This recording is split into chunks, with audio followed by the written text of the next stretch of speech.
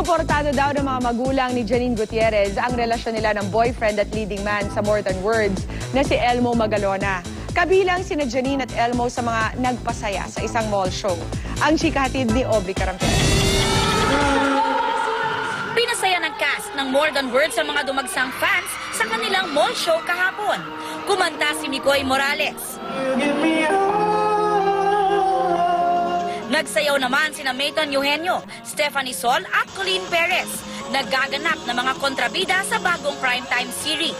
Higit siyempreng tinilian ang real-life sweethearts na sina Janine Gutierrez at Elmo Magalona. Ikalawang pagtatambal na ni Janine at Elmo.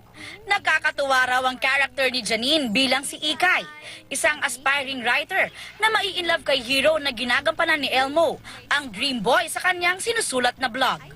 Masaya din sina Janine at Elmo dahil very supportive ang parents ni Janine na sina Lotlot de Leon at Monching Gutierrez. Excited lang talaga sila para sa project na to. So dinadala nila kami ni Mo ng pagkain. Super support din. Ako, I'm super happy na sobrang support rin siya para sa show namin. And nakikita ko talaga yung pag-alaga niya dito kay Janine sa More Than Words. Sa Lunes na mapapanood ang More Than Words pagkatapos ng 24 oras. Aubrey Carampel updated sa Showbiz Happenings.